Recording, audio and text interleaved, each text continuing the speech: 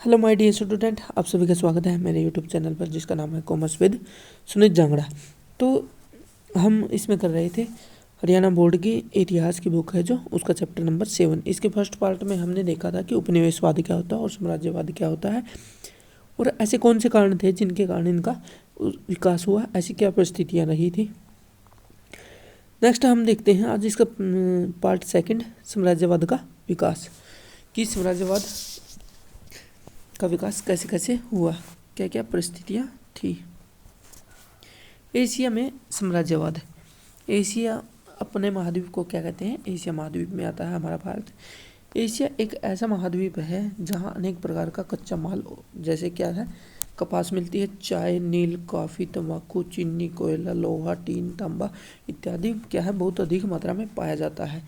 यूरोपीय देश यहाँ से उपनिवेश स्थापित करके क्या था, निर्मित माल को उनके बाज़ारों में अधिक लाभ पर बेचने के लिए ले जाते थे। यहाँ से जो निर्मित माल होता था उसके यहाँ से लेकर अपने बाज़ारों में बेचते थे। 19वीं शताब्दी के अंत तक लगभग समस्त एशिया महाद्वीप पश्चिमी शक्तियों के साम्राज्य की लपेट में आ गया था, क्योंकि संपूर्ण एशिया पर लगभग क्या था, उन्होंने अपने उपनिवेश बना लिए थे। एशिया में उपनिवेश स्थापित करने वाले प्रमुख कौन कौन थे? यूरोपीय देश थे, जिसमें प्रमुख है इंग्लैंड, फ्रांस, पुर्तगाल, हॉलैंड, जर्मनी तथा रूस प्रमुख थे, जिन्होंने क्या किए थे, अपने उपनिवेश यहाँ स्थापित किए थे। इसमें एक एक करके देखते हैं इनके कौन कौन से उपनिवेश थे। सबसे पहले इंग्लैंड के उपनिवेश। यूरोपीय शक्तियों में सबसे ज़्यादा बड़ी साम्राज्यवादी शक्ति इंग्लैंड थी, जिसने एशिया के अधिकतर भागों पर क्या कर लिया था, अपना अधिकार स्थापित कर लिया था। इसमें क्या है, भारत के साथ व्यापार करने के उद्देश्य से सबसे पहले कौन आए थे? पुर्तगाली आए थे। उसके बाद डच, अंग्रेज, फ्रांसीसी लोग भारत आए थे। कुछ समय तक क्या हुआ, पुर्तगाली एवं डच शक्तियों ने भारत के साथ व्यापार किया। 18वीं शताब्दी के आरंभ में उनकी शक्ति भारत में लगभग क्या हो गई, समाप्त हो गई। अब भारत में केवल कौन बचे थे? अंग्रेज व फ्रांसीसी ही रह गए थे। इन दोनों शक्तियों ने भारत में अपना प्रभुत्व स्थापित करने के लिए 1744 से 1763 के बीच कर्नाटक में 3 युद्ध हुए थे, जिसमें अंतिम विजय क्या किसकी हुई थी? अंग्रेजों की हुई थी। इससे पूर्व 1757 में क्या हुआ था, बंगाल के नवाब सिराजुद्दौला को प्लासी के युद्ध में हराकर अंग्रेज बंगाल में अपना राजनीतिक प्रभुत्व स्थापित कर लिया था। तो अंग्रेजों की शुरुआत होती है बंगाल से। सबसे पहले इसने क्या किया था कि जो प्लासी का युद्ध हुआ था 1757 में, उसमें सिराजुद्दौला को हराकर अपना जो राजनीतिक गतिविधि स्थापित कर दी थी। फिर उसके बाद हुआ 1764 में बक्सर के युद्ध में उन्होंने बंगाल, बिहार, उड़ीसा की दीवानी प्राप्त कर ली कि वह कर प्राप्त करेंगे। अंग्रेजों ने क्या हुआ, मैसूर पर भी 1799 में टिप्पू सुल्तान को हराकर उसके बाद क्या कर लिया, अधिकार स्थापित कर लिया। और 1818 तक उन्होंने मराठा युद्धों के परिणाम स्वरूप मराठा शक्ति को समाप्त कर दिया। अंग्रेजों ने 1843 में सिंध व 1849 में पंजाब पर अधिकार कर लिया। इस प्रकार 1856 में लॉर्ड डलहौजी ने के काल तक अंग्रेजों ने लगभग क्या कर लिया था, सारे ही भारत पर कब्जा कर लिया था। नेक्स्ट आता बर्मा। इंग्लैंड ने बर्मा के विरुद्ध 3 युद्ध किए थे। ये युद्ध कौन कौन से थे? 1824 1885 के बीच हुए थे। इन युद्धों के परिणाम स्वरूप क्या हुआ कि समस्त प्रदेश ब्रिटिश साम्राज्य में मिला लिया गया। फिर आता है श्रीलंका। श्रीलंका पर पहले पुर्तगालियों ने, फिर क्या डचों ने, और अंत में क्या हुआ, अंग्रेजों ने अधिकार कर लिया। अंग्रेजों ने लंका में क्या है, चाय और रबड़ के बाग लगाकर अत्यधिक धन कमाया था। इंग्लैंड का श्रीलंका पर अधिकार 1948 तक कायम रहा, यानी क्या हुआ था, ये हमसे 1 साल बाद आज़ाद हुए थे। फिर है मलाया। अंग्रेज दक्षिण पूर्वी एशिया के भी अपने पांव पसार रहे थे। 1840 में उन्होंने सिंगापुर को अपने अधिकार में कर लिया और 1865 आते आते क्या हुआ था, 1865 ईस्वी में अंग्रेजों ने मलाया प्रायद्वीप पर भी अधिकार कर लिया था। फिर आता है तिब्बत में क्या था, 1904 ईस्वी में तिब्बत को पराजित करने के पश्चात दलाई लामा के साथ हुई संधि के अनुसार ब्रिटिश भारत एवं तिब्बत के बीच व्यापार आरंभ हो गया और तिब्बत व्यवहारिक रूप से अंग्रेजों के प्रभाव में आ गया।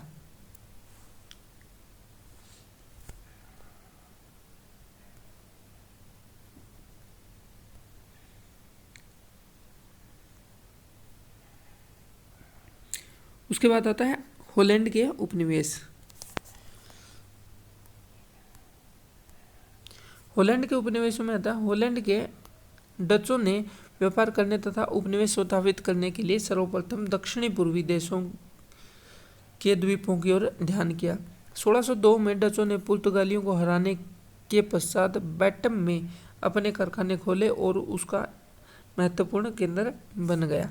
फिर क्या किया उन्होंने, 1605 में क्या हुआ, डचों ने पुर्तगालियों से एम्बोयना को विजित कर लिया और अपना प्रभाव बढ़ा लिया और 1619 में उन्होंने जकार्ता को भी जीत लिया और बाटेविया को अपनी राजधानी बना लिया। इस प्रकार डचों का जावा, सुमित्रा और बोर्नियो पर अधिकार हो गया और 1641 में डचों ने पुर्तगालियों को मलक्का भी प्राप्त कर लिया और इसके फलस्वरूप क्या हुआ, हॉलैंड का गरम मसालों के द्वीपों पर प्रभाव किया गया, बढ़ता गया। नेक्स्ट आता है पुर्तगाल के उपनिवेश। क्या हुआ था, जो 1498 में कौन आया था, वास्को डी गामा आया था, भारत आया था, पश्चिमी तट पर स्थित कालीकट पर पहुंचा। उसने क्या थी, भारत आने वाले मार्ग की खोज की थी। यूरोप से भारत आने वाले नए समुद्री मार्ग का पता चला। इससे पुर्तगालियों ने भारत व अन्य पूर्वी देशों में अपने उपनिवेश स्थापित कर दिए और 16वीं शताब्दी में पुर्तगालियों ने अपने प्रयत्नों के परिणाम स्वरूप गोवा, दमन और द्वीप, दादरा नगर हवेली आदि पर क्या कर लिया, अधिकार स्थापित कर लिया था। इसके पश्चात क्या हुआ था कि पुर्तगालियों ने दक्षिण पूर्वी एशिया में तिमर व चीन के निकट मकाओ द्वीप को भी प्राप्त कर लिया था। अब आता है फ्रांस के उपनिवेश। फ्रांस के उपनिवेश में कौन सा आता है, पांडिचेरी, चंदनगर और मॉरिशस और माही आदि क्या थे फ्रांस के।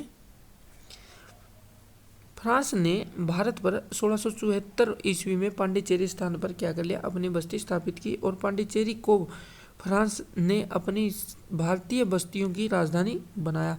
इसके पश्चात चंदननगर में भी फ्रांसीसी बस्तियां स्थापित हो गई और फ्रांसीसी कंपनी ने 1721 ईस्वी में मॉरिशस पर अधिकार कर लिया और 1725 ईस्वी में मलाबार तट पर स्थित माही के स्थान पर और 1739 में क्या कर लिया था उन्होंने, कालीकट में भी फ्रांसीसी बस्तियां स्थापित कर ली। इस प्रकार क्या करते थे, ये धीरे धीरे जाते थे और अपना पूरा वर्चस्व स्थापित कर लेते थे।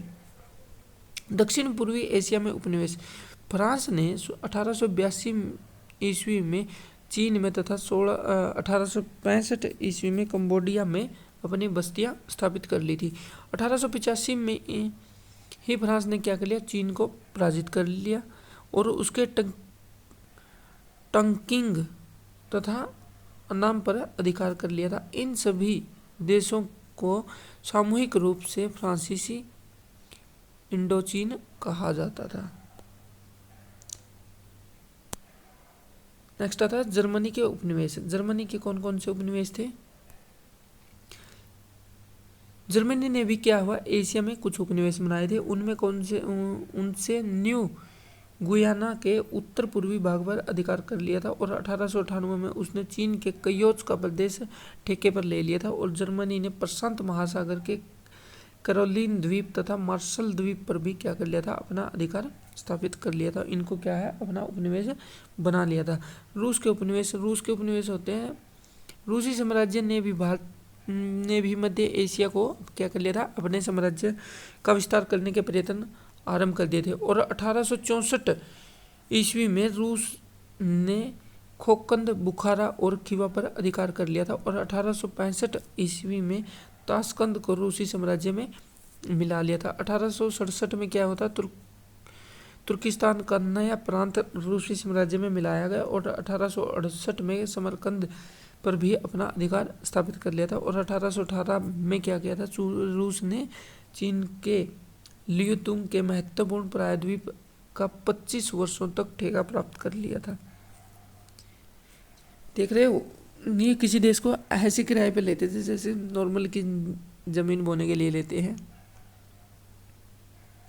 इसके बाद आता है चीन में उपनिवेशवाद।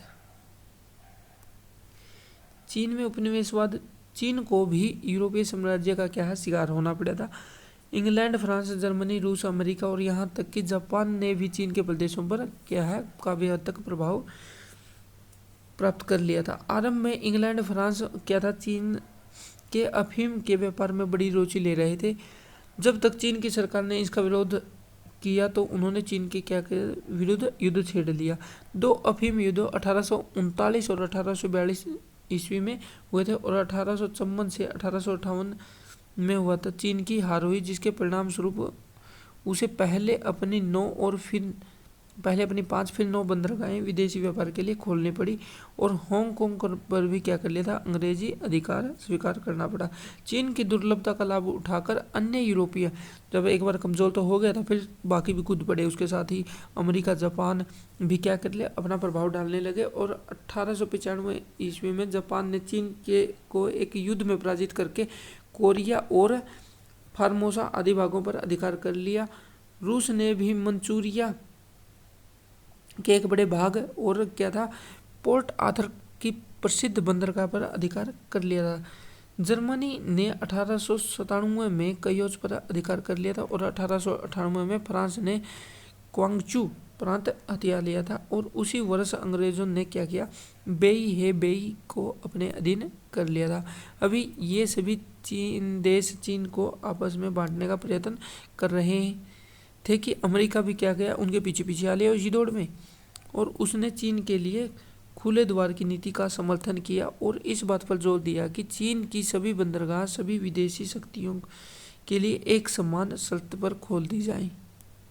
मतलब ऐसा नहीं कि आप एक के लिए क्या है व्यापार करने के लिए सहूलियत कर रहे हो और दूसरे को व्यापार नहीं करने दे रहे हो। तो उसने इस बात पर जोर दिया कि सभी के लिए समान आकार में खोल दी जाए।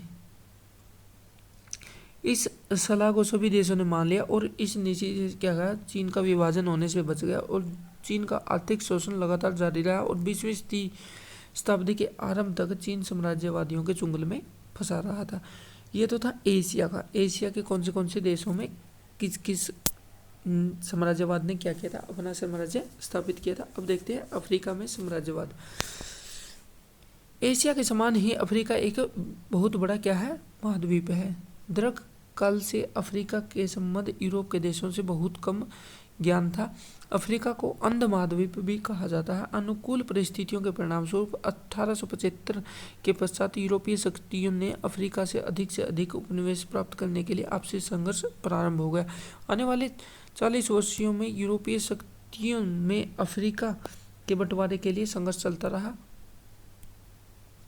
जिसके परिणाम स्वरूप क्या हुआ, केवल कुछ ही देशों को छोड़कर समस्त अफ्रीका यूरोपीय शक्तियों का उपनिवेश बन गया था। अफ्रीका के इस विभाजन से बेल्जियम, पुर्तगाल, इंग्लैंड, फ्रांस और जर्मनी ने भाग लिया। बेल्जियम के उपनिवेश, बेल्जियम ने जो उपनिवेश बनाए थे अफ्रीका में, कौन कौन से थे। अफ्रीका में अपना प्रभाव उठाने के लिए सबसे पहले बेल्जियम ने पग उठाया। सबसे पहले प्रथम कौन आया था, बेल्जियम आया था। बेल्जियम के शासक सम्राट लियोपोल्ड द्वितीय की सहायता से हेनरी स्टेनले नामक एक साहसी व्यक्ति ने 1878 ईस्वी में कांगो के प्रदेश पर क्या कर लिया था, अपना अधिकार स्थापित कर लिया था। कांगो नदी के आसपास के क्षेत्रों को मिलाकर 1908 में इसे कांगो फ्री स्टेट नाम दिया गया। यद्यपि एक स्वतंत्र राज्य नहीं बना, अपितु बेल्जियम के अधीन एक उपनिवेश था। फिर कौन आया इस दौड़ में, फिर इंग्लैंड वाले शामिल हो गए इस दौड़ में। वही कहते हैं अब कुछ मिल रहा है तो हमें भी दो, ये क्यों पीछे हटेंगे। अफ्रीका के बंटवारे में इंग्लैंड ने भी क्या बड़ा भाग प्राप्त हुआ। इंग्लैंड ने अफ्रीका के Cape of Good Hope, Natal, Transvaal और ऑरेंज फ्री स्टेट में क्या कर लिया, अपने उपनिवेश स्थापित कर लिए और 1909 ईस्वी में इन राज्यों को मिलाकर दक्षिणी अफ्रीका एक संयुक्त राज्य बनाया गया। और इसके अतिरिक्त इंग्लैंड ने Rhodesia, Tanganyika, Gold Coast, Zambia, Nigeria, Somaliland में भी क्या कर लिए थे, अपने उपनिवेश स्थापित किए थे। इसमें सबसे महत्वपूर्ण उपनिवेश कौन से थे? मिस्र और सूडान थे। स्वेज नहर के खुलने के पश्चात इंग्लैंड के लिए इन क्षेत्रों का महत्व बहुत अधिक बढ़ गया था। फिर आता फ्रांस के उपनिवेश। फ्रांस के उपनिवेश में आता है अफ्रीका के विभाजन में फ्रांस ने भी महत्वपूर्ण भूमिका निभाई। फ्रांस ने अफ्रीका में अल्जीरिया, ट्यूनीशिया, सेनेगल, मोरक्को, पश्चिमी गिनी, मेडागास्कर पर क्या कर लिया था? अपना अधिकार स्थापित कर लिया था। फ्रांस अपना प्रभाव मिस्र व सूडान पर भी बढ़ाना चाहता था, परंतु अंग्रेजों के कड़े विरोध के कारण वे क्या हुए? असफल रहे। पुर्तगालियों ने भी क्या कर रहा था? वहां पे उपनिवेश स्थापित करने के लिए कदम बढ़ाया। बेल्जियम द्वारा कांगो पर अधिकार करने के पश्चात पुर्तगाल ने कांगो के निकट दक्षिण में अंगोला की बस्ती प्राप्त कर ली थी और पुर्तगाल ने अफ्रीका के दक्षिण पूर्वी में स्थित मोजाम्बिक तथा उसके साथ के प्रदेश को आसानी से प्राप्त कर लिया और इस उपनिवेश को पुर्तगाली पूर्वी अफ्रीका कहा जाता है। उसके बाद आता है जर्मनी के उपनिवेश। यद्यपि जर्मनी का चांसलर बिस्मार्क आरंभ में उपनिवेशवाद की स्थापना के विरुद्ध था, परंतु जर्मनी देशभक्तों, उद्योगपतियों तथा व्यापारियों द्वारा विवश किए जाने पर क्या हुआ? उसे भी क्या उपनिवेश की दौड़ में शामिल होना पड़ा। 1883 ईस्वी में जर्मनी ने दक्षिण अफ्रीका के कुछ प्रदेश प्राप्त करके अपना उपनिवेश बना लिया, जिसे जर्मनी दक्षिण अफ्रीका कहा जाने लगा। तत्पश्चात जर्मनी ने पश्चिमी अफ्रीका के टोंगोलैंड और तथा कैमरून के प्रदेश पर अपना अधिकार स्थापित कर लिया और पूर्वी अफ्रीका में जर्मनी ने जंजीबार तथा इसके पड़ोस पर बहुत बड़ा क्षेत्र प्राप्त कर लिया, जो जर्मनी पूर्वी अफ्रीका कहलाने लगा। इस प्रकार ये क्या थे? सभी इसकी दौड़ में चले जा रहे थे। फिर इसमें आता है इटली के उपनिवेश।